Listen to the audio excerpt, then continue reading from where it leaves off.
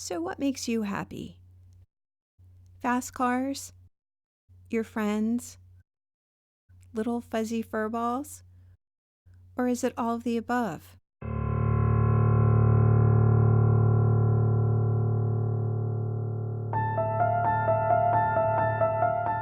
The truth is, there are many things that contribute to our overall happiness, and the boxes we check to answer that question will be different for everyone. So is it even possible to come up with a happiness formula that works for all?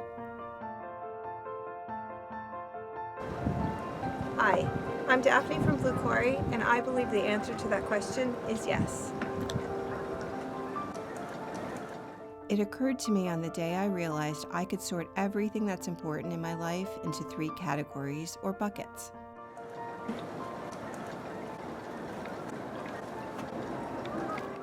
The buckets are universal and are as simple as A, B, C. The first bucket, or bucket A, stands for achieve. The things that go in this bucket are related to the things I consider work, my obligations, what I do for a living, taking care of my family, and even things I do for my physical wellness. In a nutshell, bucket A holds the things that help to provide our physical comforts, as well as a sense of worth and purpose. Next, there's bucket B, where B stands for breathe. In this bucket, I place the things I do for myself, activities that offer me a sense of inner peace and emotional wellness, things that help me to be mindful and present. Finally, there's bucket C, where C stands for connect. These are the things I do that help foster my relationship with others, everyone from family and close friends to my neighbors and acquaintances. Having positive, healthy connections with others is extremely important to our happiness. Most people are great at filling one bucket, and many can manage 2 of the buckets fairly well, but balancing all 3 can be a bit of a challenge. Life can get hectic, and it's easy to get caught up in the small stuff and forget to focus on what's really important. The magic behind the idea of sorting things into buckets is that it's easy to see when one area is being neglected. So I came up with a journaling system to keep my buckets in balance, and my bucket journal was born. My bucket journal consists of 3 sections, each one representing one of my happiness buckets. The first, of course, is my achieve journal, and I'll explain exactly how I set this one up in just a minute. My breathe journal is an art journal, and that's because art is one of the things that I do just for me. And finally, here's my connect journal. This is simply a written journal that I take out first thing in the morning so that I can journal about my thoughts and the things I want to remember from the previous day. It's focused on my connection with others, and it's formatted to help me find and recall information that I feel is important in my relationships. My bucket journal serves as a physical reminder and helps to keep me accountable by providing a place to keep track of the actions I take to keep each bucket in balance. If you'd like to make one of these for yourself, I will provide a link in the description box below to my website where you can get all the gory details. So the Achieve section of my bucket journal may look familiar to you if you keep a bullet journal. That's because it's basically what this is, with a couple of modifications. One thing that's different about the way I set up this journal as compared to a standard bullet journal is that I divide it into 2 sections, an outer sleeve and an inner packet. So starting with my outer sleeve, the first page is just a cover sheet. I write the word achieve, the year, and a key below that has the symbols that I will end up using in my daily log. On the next 2 sheets, I have my table of contents, which is sometimes referred to as an index, and that's a place where I can jot down page numbers and important things that I end up putting in my daily log that I might want to refer back to in the future. On the next 2 sheets, I have my important dates section, and that is sort of a calendar but in a list format. I just have the months at the top of each of the columns and a spot where I can write down the date and whatever event is coming up. Usually it's just birthdays, but sometimes it would be things like holidays and things that I can plan for in the future. The next page on the left side, I have my 2020 calendar. I have all 12 months on one sheet, and I just use it as a quick reference. This is also the very center of my sleeve, so you'll see the stitching in the center there, and what that means is everything on the left side will fall in the front of my Achieve journal, and everything on the right side will end up at the very back. So on this next page, I begin with a metrics table. That's where I jot down stats related to my YouTube channels, social media accounts, and website traffic on a monthly basis. Below that, I added a bucket list, and that's because I had the room and thought my bucket journal needed a bucket list. Things I want to do this year on a more personal level. Okay, so next we have the content log, and that's where I keep track of any content that I'm working on, whether it's a course or a video for YouTube, things like that. That's where I keep my list of all of the stuff that I'm working on during the year. The next two sheets is where I keep track of my bright ideas, so any kind of ideas that I have throughout the year, whether it's an art project I want to try or an idea for a course or even things related to my personal life. That's where I jot them down so that I always know where to go to find them.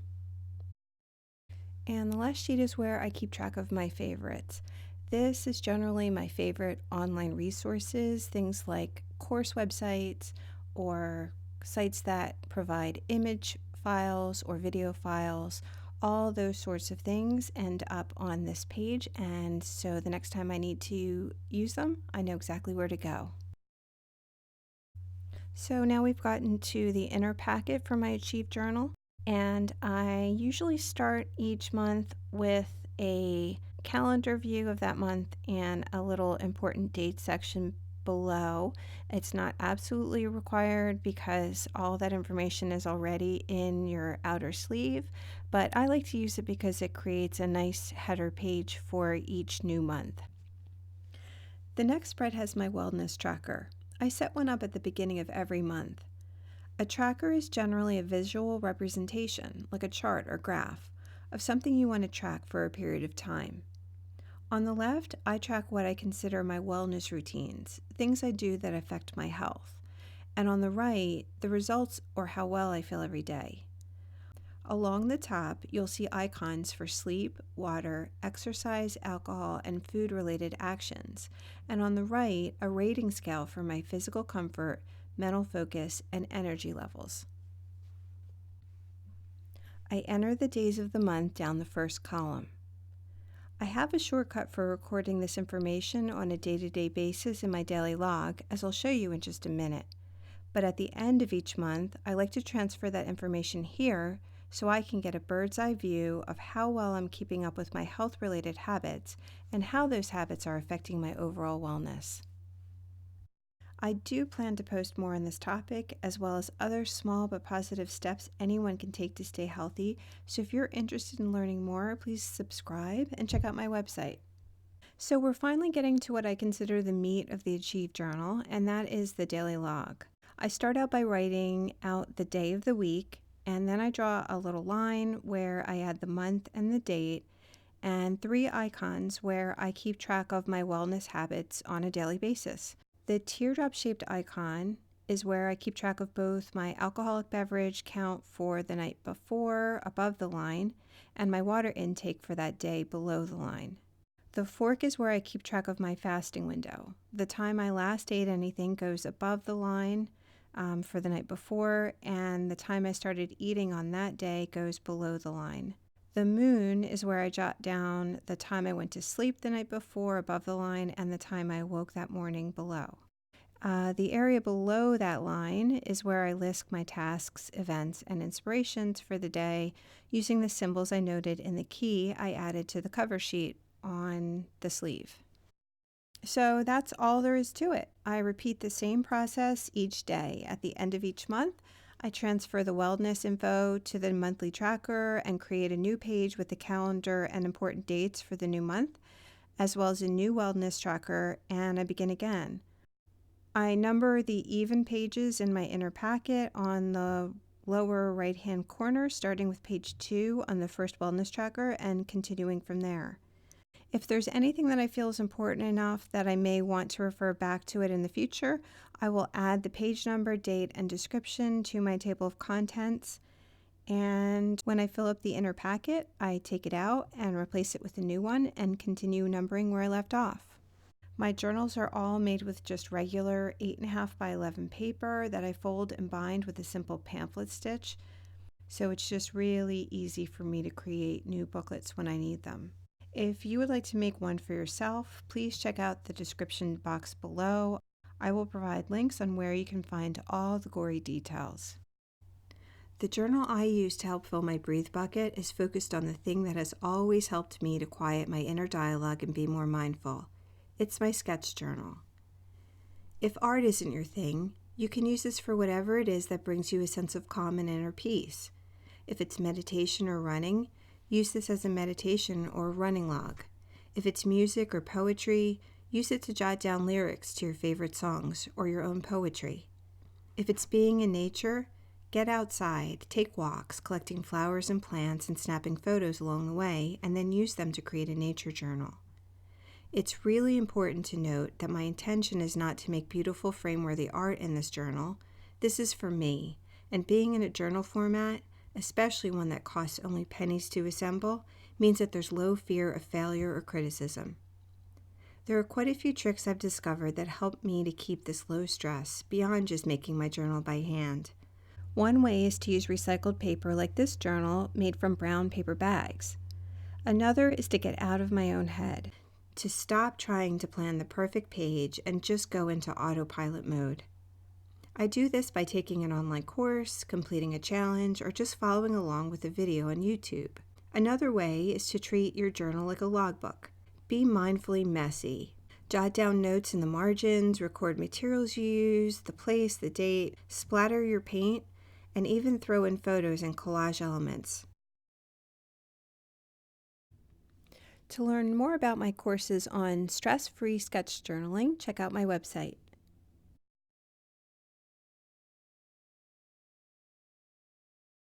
My Connect journal, like my Achieve journal, has an outer sleeve and an inner packet, but here there are only 3 page setups. My outer sleeve holds my friend fact setup. This is where I record information about the people in my life, information that I consider to be unchanging. The names of important people in their lives, like spouses and kids, as well as other things that are fairly constant, the kind of work they do, where they're from, those sorts of things. The reason this goes in my outer sleeve is so that I can use this throughout the year, even if I fill up multiple inner packets. This could even be used for multiple years. The inner packet holds the other 2 setups. First, there's the events log. This is where I record what I consider to be social events, times when I get together with a few friends. It could be as significant as a wedding or as low-key as a girls' night in at a friend's house. I just write the date and a short description that answers the questions where and who. The last type of setup I title New and Noteworthy. This is sort of a current events record. If I run into a friend and they tell me they just bought a boat or are planning a vacation to Greece or that their son has decided to go to law school, this is where I would jot that down. I find this exceptionally helpful for the people that I run into periodically, like the neighbors I only see once a year at our neighborhood holiday get-togethers. It's easy for me just to go back and read the highlights from the previous year's event. I also find that just the act of writing this information down helps to set it in my memory. So that's the bucket journal concept in a nutshell. I hope you enjoyed this video and find the time to get your buckets in balance. Please be sure to like, comment, and subscribe. Also, check out my website for more information. Thanks for watching.